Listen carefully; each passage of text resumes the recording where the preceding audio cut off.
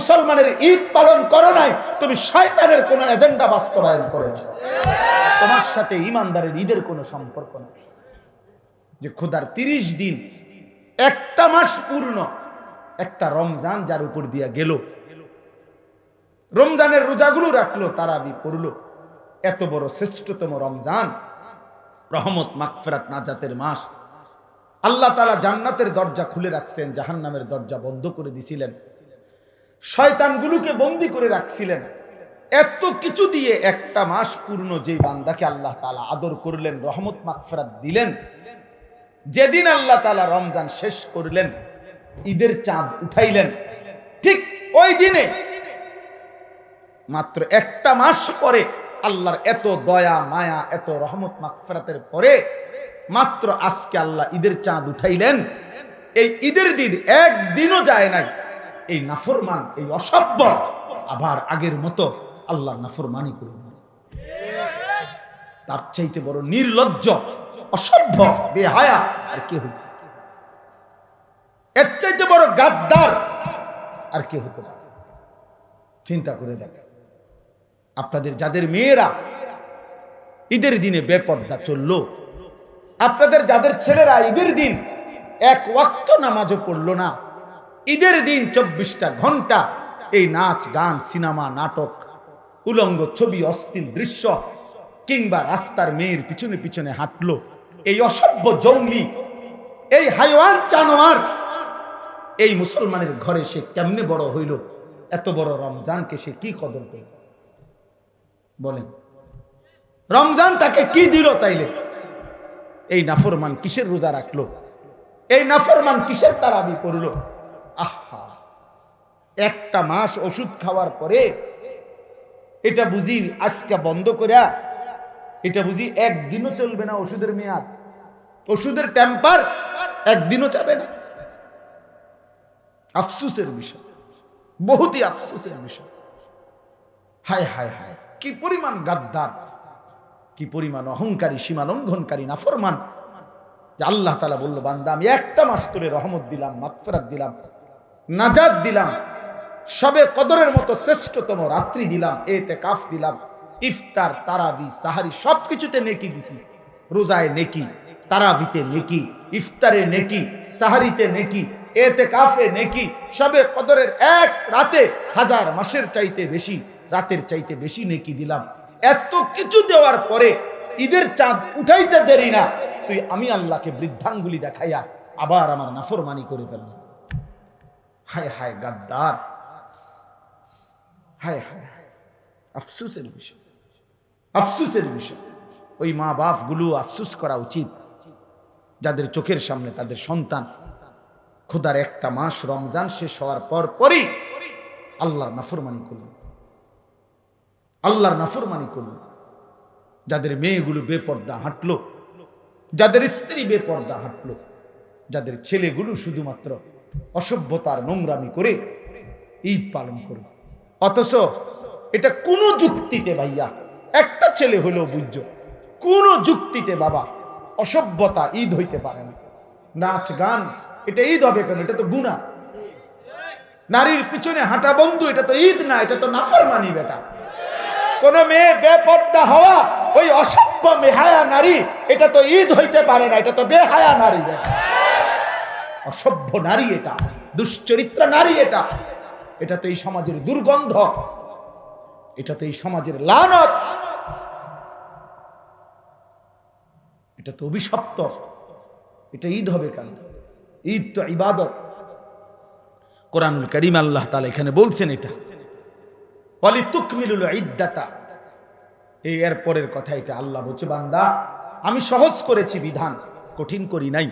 কাজে আমার রমজান পূর্ণ করো, প্রতিটা বিধান পূর্ণ করো, গুণে গুণে পূর্ণ করো, রোজা পুরা করো, তারাবি পুরা করো, ইফতার পুরা করো, সাহারি পুরা করো, শেষ দশকে ইতিকাফ করো, সবে কদরের বেজর রাত্রিগুলোতে শেষ দশকে তালাশ করো, আর সবগুলো পূর্ণ ইবাদত করে যেদিন ঈদের চাঁদ উঠবে সেদিন তোমার করণীয় ওয়ালিতুকাব্বিরুল্লাহ আলা মা হাদাকুম, আমি যে তোমাকে রমজান দিলাম, আমি যে একটা মাস হায়াত দিলাম, আমি যে তোমারে এতগুলো নিয়ামত, এতগুলো ইবাদত, এতগুলো নেকির সন্ধান তোমাকে যে আমি দিলাম, এই খুশিতে, এই আনন্দে, এই কৃতজ্ঞতায় আমি আল্লাহর তাকবীর, আল্লাহু আকবারের ধ্বনি উচ্চ করো। এই ছিল ঈদের করণীয়।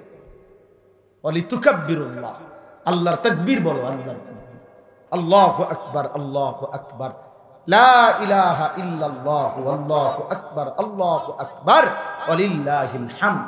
তাহলে আল্লাহ পাক কোরআনে স্পষ্ট বললেন ওয়ালিতুকাব্বিরুল্লাহ, ঈদের দিনের করণীয় তুমি আল্লাহর তাকবীর পড়ো।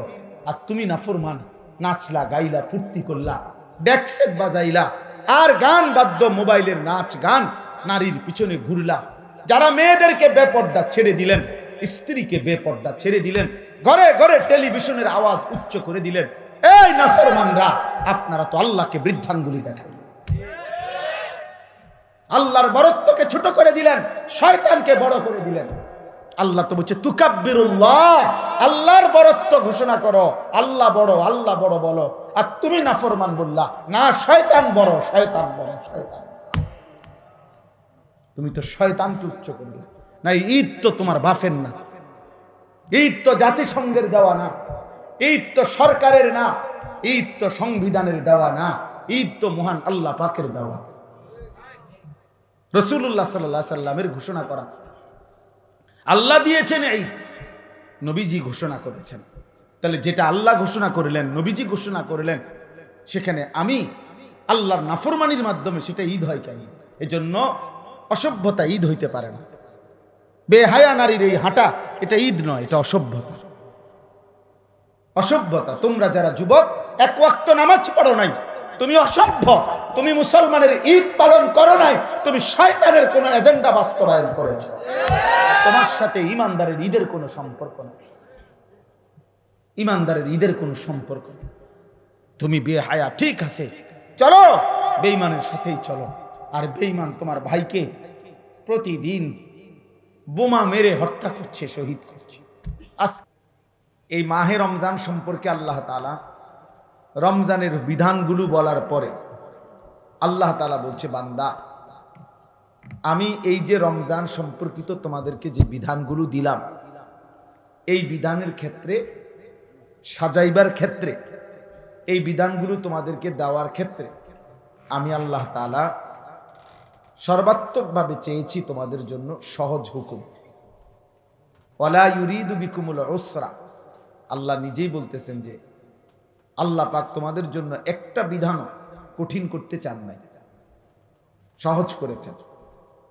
ইউরিদুল্লাহু বিকুমুল ইউসরা, আল্লাহ তোমাদের জন্য সহজটাই ইচ্ছা করেছে। দিনের বেলা রোজা, রাত্রেবেলা তারাবি, সন্ধ্যাবেলা ইফতার, শেষ রাত্রে সাহারি, শেষ দশকে এতেকাফ, শেষ দশকের বেজর রাত্রিগুলো, সবে কদরের তালাশ।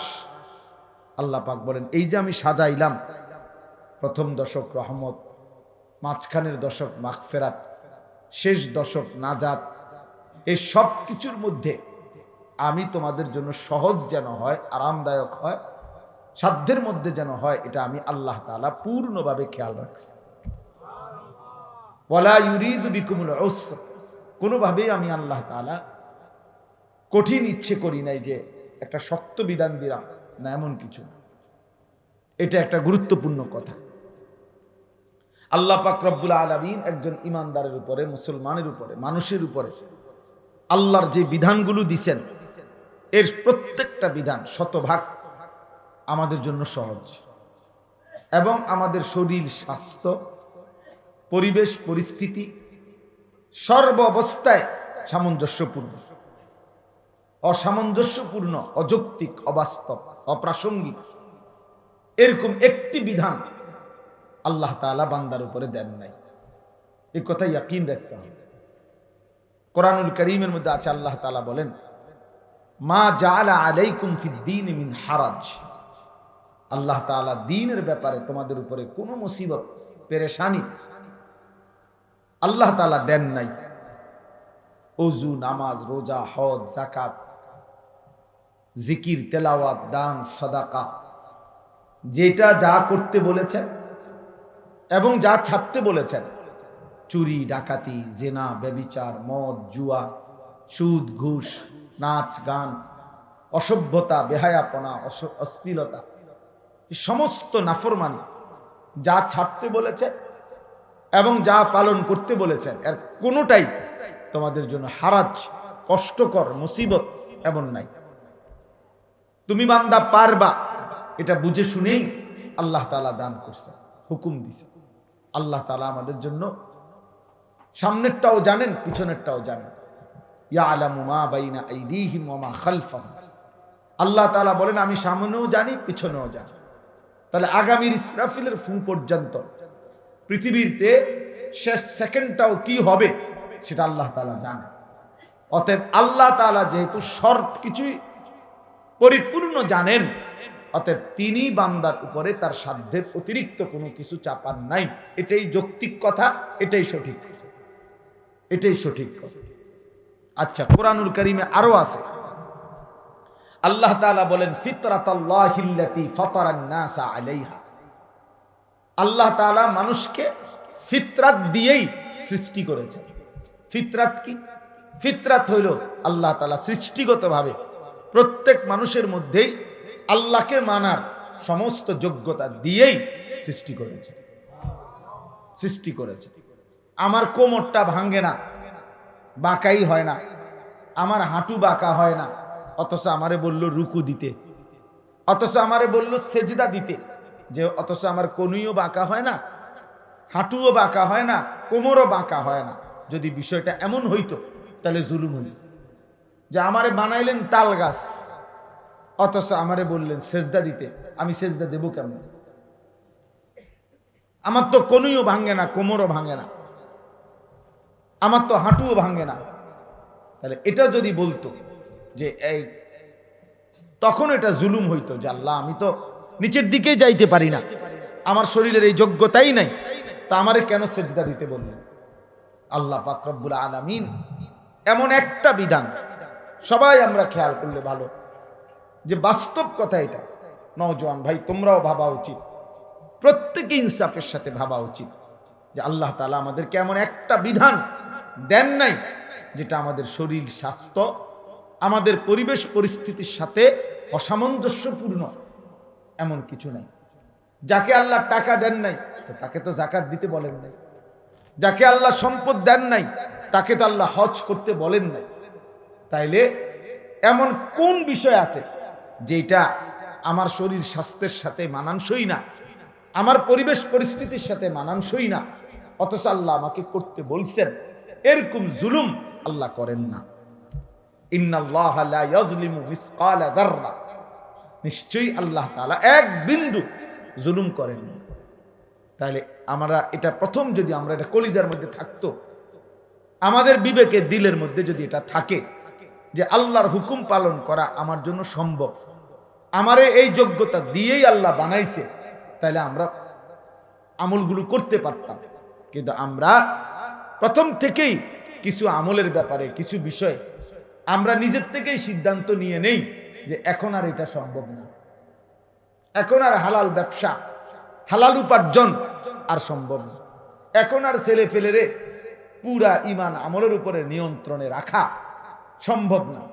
অনেক মা বাবা কলিজার ভিতরে এটা বুঝে নিছে যে আর হইতো না, আর হবে না, আর হবে না। 200 বার বলছি, 400 বার বলছি, 2 বছর বুঝাইছি, হুজুর আর হইতো না, হে সিদ্ধান্ত দিয়ে দিছি। অথচ এই সিদ্ধান্ত দেওয়ার অধিকার আপনাকে কে দিল? এই ফয়সালা করার অধিকার কে দিল? সুদ ছাড়া এখন আর ব্যবসা করা উপার্জন করা সম্ভব না, এই কথা আপনি যদি বলেন, এই কথা যদি বুঝায় শুনে কেউ বলে, তো সে বেঈমান, সে কাফের বেটা, বেঈমান বেটা, বেঈমান। কারণ তাইলে তো অবস্থা হবে এই যে আল্লাহ আমাকে এমন একটা জিনিস নিষেধ করেছেন যেটার থেকে মুক্ত থাকা এখন আর সম্ভব না, একটি অসম্ভব বিষয় আমার জন্য আল্লাহ তাআলা বিধান দিলেন। তাইলে এটা আল্লাহ তাআলার উপরে এই কথা জুলুম যে আল্লাহ আমার উপরে অন্যায় একটা বিষয় চাপায় দিলেন, নাউজুবিল্লাহ। তা আল্লাহর ব্যাপারে এমন ধারণা করা, এটা ঈমান আছে এই ব্যক্তি? তাইলে অনেক মানুষ আমাদের সমাজে আমরা এটা মনে করি, 16 বছরের একটা ছেলে যাচ্ছে তাই, যা ইচ্ছা তাই করতেছে। মা বাবা বলতেছে না হুজুর আর হইতো না, হেরে দিয়ে আর হবে না। আশ্চর্য কথা, কি হবে না হেরে দিয়া? মানে নামাজ রোজা হবে না, কিন্তু উনি অথচ এই নাফরমানের জন্যই, তার জন্য ঘর করা, বাড়ি করা, তার জন্য জমি কিনা, তারে বিদেশ পাঠানোর চেষ্টা করা, তার লাইগা 12 লক্ষ টাকা কিস্তিতে নেয়, সুদে নেয়, যেমনে পারে বিদেশের টাকা ব্যবস্থা করা। এই নাফরমানের জন্য উনি সব করতেছে, এগুলো সব হবে হেতেরে দিয়া, শুধু আর নামাজ হইতো না। উনি এটা ফয়সালা দিয়ে, উনি এটা বুঝে নিছে যে হুজুর কামাই রোজগারি হইব তারে দিয়ে, কিন্তু নামাজ আর হইতো না তারে দিয়ে। আমনের এই সমস্ত বাটপারি কথা এগুলা ফেরেশতা বোঝে না। হ্যাঁ, আপনার এই সমস্ত ধোকার কথা আপনি কি বুঝাইলেন এটা? এই জন্য আল্লাহ পাক রব্বুল আলামিন বলছেন, বান্দা বিশ্বাস করো, একটা হুকুম আমি কঠিন করি নাই, বরং আমি তোমাদের জন্য ইউরিদুল্লাহু বিকুমুল ইউসরা, সব ব্যাপারে আমি আল্লাহ তাআলা তোমাদের জন্য সহজটা চেয়েছি, আমার বান্দার যেন কষ্ট না হয়। কত ভাবে আমি আমার বান্দাকে দিতে চেয়েছি, আমি আমার বান্দাকে মোটেই জাহান্নাম দিতে চাই নাই। এক বিন্দু আমার একটা বান্দা জাহান্নাম দিতে চাই না। ওসিআত রাহমাতি কুল্লা শাই, আমার রহমত সব কিছুর উপরে বেষ্টন করে আছে। আমরা কোরআনুল কারীমে পড়ছি, নাব্বি ইবাদি আন্নী আনাল গফুরুর রহিম ওয়া আন্না আযাবি হুয়াল আযাবুল আলীম। এই কথাটা মনোযোগ দিয়ে শুনেন, আল্লাহ তাআলার দয়াটা তাইলে বুঝবেন।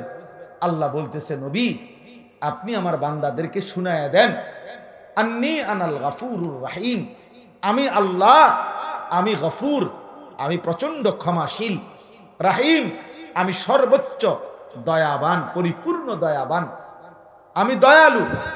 আর ওয়া আন্না আযাবি হুয়াল আযাবুল আলীম, আর এটাও বলে দেন আমার আযাব সেটাও কিন্তু অত্যন্ত ভয়ানক। কিন্তু তাফসীরের মধ্যে একটা আশ্চর্য সুন্দর কথা আছে। কথাটা হলো এই যে এই দুইখানে আল্লাহ বলছেন আমি গফুরুর রাহিম, আমি ক্ষমাশীল, আবার বলছেন আমার আযাবও ভয়ানক। কিন্তু দুইটার মধ্যে একটা পার্থক্য চিন্তা করেন। মুফাসসিরিনে কেরাম বলে যে আল্লাহ তাআলা বান্দাকে মাফ করবার ক্ষেত্রে নিজেই স্বয়ং গফুরুর রাহিম, তাহলে মাগফিরাত, বান্দাকে মাফ করা, এটা আল্লাহর সত্তার মধ্যে আছে, আল্লাহর অস্তিত্বের মধ্যেই মাগফিরাত আছে, তিনি গফুর। কিন্তু আযাব তাকে যদি দিতে চান, এটা আল্লাহর অস্তিত্বের মধ্যে না, এটা আল্লাহর সত্তার মধ্যে না, এটা আল্লাহর স্টকের মধ্যে। মানে আযাব এটা আল্লাহ তাআলার স্টকে আছে, জাহান্নামে হোক, যেখানে আল্লাহ তাআলা সংরক্ষণ করছেন আযাবের বিষয়গুলো, সেটা ওইখানে আছে। তাহলে আযাব আল্লাহর স্টকে, আর মাগফিরাত আল্লাহর সত্তার মধ্যে। এই জন্য যেটা আল্লাহর সত্তার মধ্যে, তো আযাব দিতে চাইলে, বান্দাকে শাস্তি দিতে চাইলে, মনে করেন ওইখান থেকে লাঠি নিতে নিতে যদি বান্দা মাফ চায়, তো লাঠি তো নিয়ে মারবে, আর মাফ করতে হলে তো সত্তার মধ্যেই আছে, তৎক্ষণাৎ মাফ করবে। এই জন্য মাগফিরাত আগে, মাগফিরাত আগে চলে, আযাব পরে। আযাব তো ওইখান থেকে লইতে হইব, তারপরে মারতে হবে, শাস্তি দিতে হবে, আর মাগফিরাত তো সঙ্গেই আছে, মাগফিরাত তো সঙ্গেই আছে। এই জন্য আল্লাহ তাআলা তার বান্দার উপরে কঠিন কিছু দেন নাই। আল্লাহ তাআলা সর্বোচ্চ বান্দার জন্য দয়া করেছেন, দয়া করেছেন। আমাদেরকে আল্লাহ তাআলা যে বিধানগুলো দিয়েছেন এর কোনোটাই কঠিন না। আদ-দীনু ইউসরুন, নবী সাল্লাল্লাহু আলাইহি ওয়াসাল্লাম বলেন দিন সহজ। আল্লাহ কোরআনে বলছেন ওয়ালাকাদ ইয়াসসারনাল কুরআনা লিযিকর, আমি বান্দা কোরআনুল কারীমকে শিখার জন্য, বুঝার জন্য আমি সহজ করে দিয়েছি। ফাহাল মিন মুদ্দাকির, কে আছো এর থেকে উপদেশ গ্রহণ করবে? তাইলে প্রিয় ভাই আমার, বাপ আমার, ইনসাফের সাথে আপনারা, আমি কিংবা আপনি, যে বা যারা আমরা প্রতিনিয়ত আল্লাহর নাফরমানি করতেছি, আল্লাহর হুকুমের বিরুদ্ধাচরণ করছি, কেন বলেন? কেন? যারা এক ওয়াক্ত নামাজ পড়ে না, কেন পড়ে না? কেন পড়ে না বলেন? যারা হালাল খাচ্ছে না, কেন খাচ্ছে না? তার জন্য এটা অসম্ভব নাকি? তার জন্য এটা অসম্ভব মনে হয়েছে? না, অসম্ভব। বরং এই মূল বিষয় হলো এটা, আখিরাতকে ভুলে গেছে, আল্লাহকে ভুলে গেছে, সে পরকালকে কিছুই মনে করে না। ইয়ালামুনা যাহিরাম মিনাল হায়াতিদ দুনিয়া ওয়া হুম আনিল আখিরাতি হুম গাফিলুন। আল্লাহ তাআলা বলে, বান্দা দুনিয়ার জীবন তো খুব ভালো বুঝলা, কিন্তু আখিরাতের ব্যাপারে একদম গাফিল হয়ে গেল। আখিরাতের কথা বললে আর কিছু বোঝে না, আর কিছুই বোঝে না। চাচারে জিজ্ঞাসা করবেন, কোরআন শরীফ পড়তে পারেননি, সহি শুদ্ধ না, পারেন, কিন্তু চাচা মেল মিটিং বোঝেননি, তো মেল তো আমিই করি 10 গ্রামে, আমার তে বালা বুঝেন না, আসেনি কেউ, আমি খবর লো না, একটা খবর লো। দুনিয়ার সমস্ত বিষয় উনি বুঝে, কিন্তু আল্লাহর কোরআনের এক লাইন উনি তেলাওয়াত করতে জানেন। কারণ কি? অহুম আনিল আখিরাতে হুম গাফিলুন, আখিরাতের ব্যাপারে গাফিল। ছেলেটার সব বুঝে, ছেলেটার জামা লাগবে, কাপড় লাগবে, ছেলেটার চাকরি লাগবে, ছেলেটার একটা ঘর লাগবে, ছেলেটার জন্য বিদেশে যাওয়া লাগবে, ছেলেটার রোজগার লাগবে, সব কিছু বুঝে, কিন্তু ছেলেটার যে নামাজ পড়ানো দরকার এটা উনি বুঝেন। কারণ এটা যে আখিরাত, এটা যে আখিরাত, এটা যে পরকাল। তাইলে বাস্তবতা হইল, ইনসাফের কথা হইল, আল্লাহ কিন্তু এটা বলছে, বান্দা আমি কঠিন করি নাই, আমি সহজ করেছিলাম, কিন্তু তুমি গুরুত্ব দিলা না, তুমি গুরুত্ব দিলা না, পাত্তা দিলা না। আজকে ইচ্ছে করে খামখেয়ালি করে আমরা নামাজ পড়ি না। এই তোমরা যারা ছেলেরা নামাজ পড়ো না, একেবারে কোনো কারণ নাই বাপ, তোমার শরীর সুস্থ, তোমার শরীর সামর্থ্যবান, তুমি নওজোয়ান, তুমি যুবক, তুমি কিশোর, তোমার শরীরে কোনো রোগ ব্যাধি ব্যারাম কিচ্ছু নাই, কিন্তু এক ইবলিস শয়তানের কাছে তুমি হেরে গেছো, এক নফসের ধোকার কাছে তুমি হেরে গেছো, একটা মোবাইলের কাছে হেরে গিয়ে, অসৎ বন্ধুর কাছে হেরে গিয়ে এক ওয়াক্ত নামাজ পড়ে না। আমি বারবার, আমার সবচেয়ে বেশি কষ্ট লাগে এই কথাটা ভাবলে।